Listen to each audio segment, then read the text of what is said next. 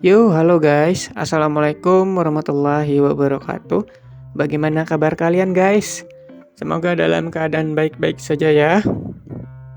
Oke, sebelum dimulai video ini, saya akan mengucapkan selamat Hari Raya Idul Adha 10 Zulhijjah 1444 Hijriah guys.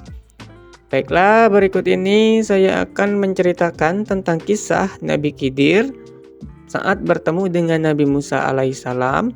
Dan benarkah Nabi Khidir ini masih hidup sampai sekarang guys? Baiklah, kita mulai dulu tentang kisah Nabi Khidir sewaktu dia masih kecil ya guys ya. Nabi Khidir ini adalah putra dari seorang raja yang bernama Amil. Dan Raja Amil itu adalah putranya Ash bin Ishaq. Sedangkan ibunya adalah putri dari seorang raja yang bernama Faris. Dan nama ibunya adalah Alha guys. Beliau melahirkan Khidir di tengah hutan, di mana di tempat itu ada kambing yang menyertainya dan menyusuinya setiap hari guys.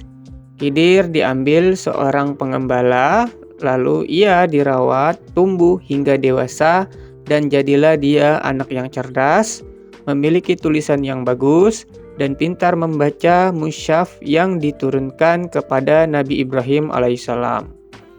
Berikut ini adalah silsilah Nabi Khidir ya guys ya.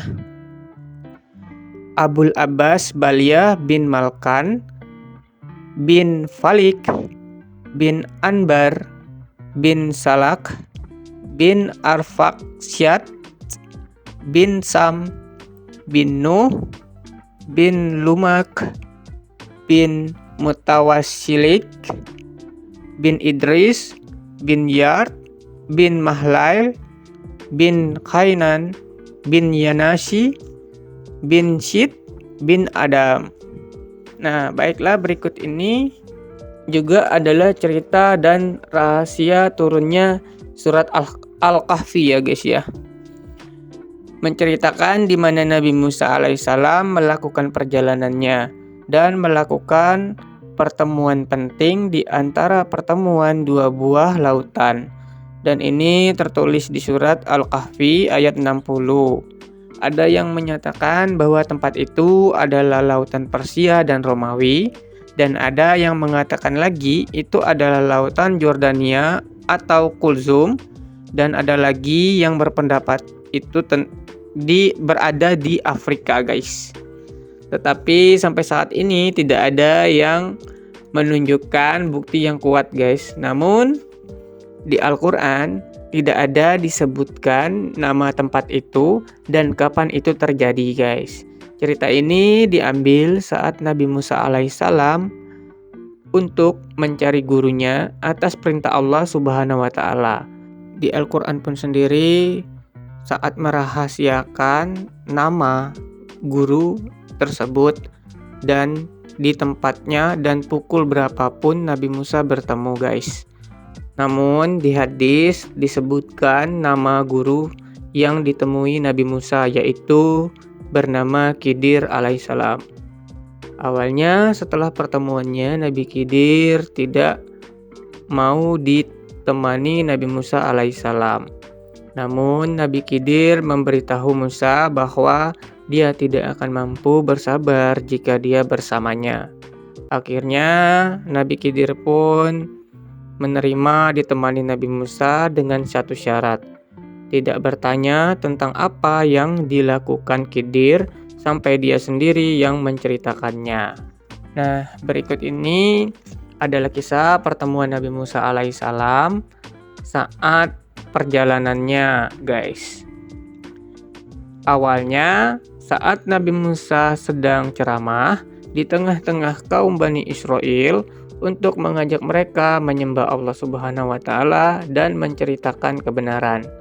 Setelah beliau selesai menyampaikan pendapatnya, seorang dari kaum Bani Israel pun bertanya, "Apakah ada seorang yang lebih alim darimu di muka bumi ini, wahai Nabi Allah?" Dengan nada emosi, Nabi Musa pun menjawab, "Tidak ada." Mendengar ini, Allah Subhanahu wa Ta'ala tidak setuju dengan jawaban Nabi Musa alaihissalam. Lalu Allah Subhanahu wa Ta'ala mengutus Jibril untuk bertemu dengannya. Saat pertemuan itu, Nabi Musa pun merasa bersalah dengan apa yang diucapkannya. Lalu dia dapat perintah dari Allah Subhanahu wa Ta'ala melalui malaikat Jibril untuk disuruh membawa ikan yang mati di dalam keranjang. Ketika ikan itu hidup dan melompat ke laut, maka disitulah dia akan bertemu gurunya itu, yang tidak lain adalah Nabi Khidir, guys. Akhirnya Nabi Musa pun pergi bersama seorang pembantunya, dan pembantunya itu ditugaskan untuk membawa ikan tersebut di dalam keranjang. Kemudian mereka pun pergi untuk mencari petunjuk dari Allah tersebut. Tempat yang mereka cari sangatlah samar. Namun Nabi Musa berkeinginan kuat untuk mencari orang yang alim ini. Walaupun beliau harus berjalan sangat jauh dan menempuh waktu yang lama, singkat cerita keduanya sampai di sisi batu dan di sisi-sisi laut. Nabi Musa tidak kuat lagi menahan rasa kantuk, sedangkan pembantunya masih begadang, dan angin bergerak ke tepi lautan sehingga ikan itu bergerak dan hidup lalu melompat ke laut. Saat ikan itu melompat adalah tanda yang diperintahkan oleh Allah tersebut kepada Nabi Musa bahwa disitulah dia akan bertemu Nabi Khidir ini. Namun Nabi Musa pun tertidur dan akhirnya beliau pun bangun dari tidurnya dan tidak tahu bahwa ikan tersebut hidup dan melompat ke laut. Sedangkan pembantunya lupa untuk menceritakannya. Lalu Nabi Musa dan pembantunya melanjutkan perjalanan dan mereka lupa terhadap ikan yang dibawanya tersebut, guys. Kemudian Nabi Musa dalam perjalanan akhirnya lapar dan meminta pembantunya membawakan bekalnya itu. Dan dari situlah pembantunya akhirnya ingat dan menceritakan tentang kejadian ikan tersebut, guys. Nabi Musa dan pembantunya pun akhirnya bergegas kembali ke tempat di mana tempat ikan itu hidup dan melompat ke laut. Setelah sampai ke tempat semula, lalu mereka melihat ikan itu keluar dan melompat dari laut, dan disitulah mereka menemukan orang alim tersebut, guys. Nah, begitulah guys singkat ceritanya, guys. Dan sekarang tentang pendapat para ulama bahwa menyatakan Nabi Khidir itu masih hidup, guys. Nah, berikut ini adalah kasus pertamanya ya, guys ya. Yaitu kasus Sayyidina Ali yang melihat Nabi Khidir berada di Ka'bah, guys. Nah, keterangan ini bisa kalian lihat dalam kitab Ainayatul Muftakir di halaman 52 ya, guys ya. Yang kedua adalah Al-Mursi, di mana murid Syekh Abul Hasan Asyadili yang menyatakan bahwa Nabi Khidir masih hidup, dan dia mengatakan pernah bersalaman langsung dengan Nabi Khidir, guys. Keterangan ini didapat dalam kitab Al-Mazaro 1 Saziliyah halaman 186, guys. Yang ketiga, saat Abdul Hasan Asyadili yang bertemu Nabi Khidir di padang Aizab. Keterangan ini bisa dilihat di An-Nafahatus Syadiliyah halaman 280 ya, guys ya.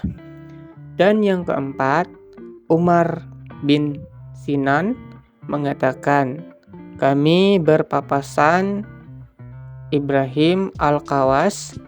Aku berkata kepadanya, ceritakanlah kepada kami hal yang menakjubkan dari perjalananmu.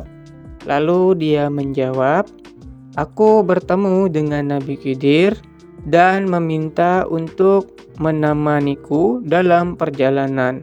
Lalu aku khawatir akan merusak sifat tawakalku kepada Allah Subhanahu wa taala dengan merasa nyaman bersama Dia. Maka kemudian aku berpisah dengannya.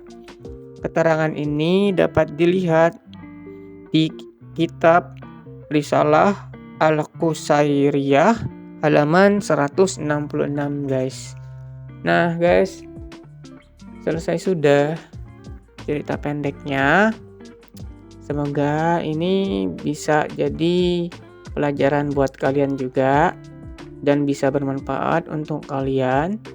Dan akhir kata saya ucapkan wabillahi taufik wal hidayah. Wassalamualaikum warahmatullahi wabarakatuh. See you next time, guys. Next video. Jangan lupa guys, like, subscribe, dan komennya ya guys ya. Bye-bye.